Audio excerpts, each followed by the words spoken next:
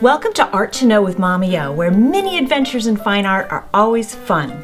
Today we're going to visit art created by a group of mystery artists who shall forever remain nameless and faceless. I'm Mommy O, your adventure guide. Join me in my studio where masterpieces of fine art come to life.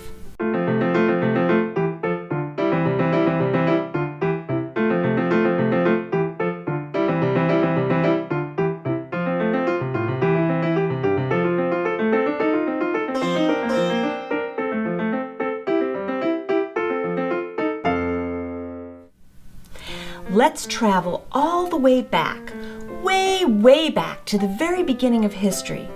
Well, the beginning of art history anyway, to the Paleolithic Age, also known as the Old or Early Stone Age. Scientists consider prehistoric man to have existed long before the Paleolithic Age, though this era did mark a significant turning point in human history as man began to develop and use tools in his daily life. Made from stone, antler, bone, and ivory, some of these tools help man record life events in the form of cave art. What's truly amazing is that thousands of years later, this cave art has helped modern man to unlock some of the mysteries surrounding his prehistoric predecessors. Not quite all unknowns, though. You'll soon learn why the artists who created this cave art will forever remain a mystery. The word prehistoric is used to describe anything from the period of time before there were written records. This was a time when people communicated by drawing pictures. The Paleolithic Age was 2.6 million years ago. Let me tell you, that's a long time ago. Can you even imagine 2.6 million years ago? One of the most famous collections of Paleolithic art can be found at Lascaux Cave in southwest France. It's a grouping of passages and chambers housing well over 600 drawings on interior walls and ceilings. These cave drawings are pretty cool. As contemporary abstract artist Walter Darby Bannard said, "You don't have to be a caveman to appreciate Lascaux."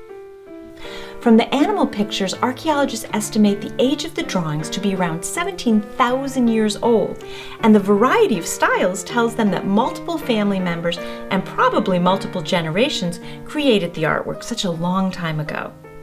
A generation is a group of people born and living at the same time in history. You could have multiple generations in your family. The youngest generation would be the children, including brothers, sisters, and cousins. Next would be parents, plus aunts and uncles who make up another generation. Families most likely have a generation of grandparents and perhaps great aunts and great uncles. If you're very lucky, your family even has great grandparents. Think about all the people in your extended family. With the possibility for so many people in a family, it's easy to understand how difficult it would be to determine exactly who drew on these walls so many thousands of years ago. Therefore, the mystery artists will forever remain nameless, faceless, and listed as unknown. Although our featured artwork for today may not have a known artist, the work itself has come to be known as Bird-Headed Man with a Bison. In this example of cave art, I first noticed the bison.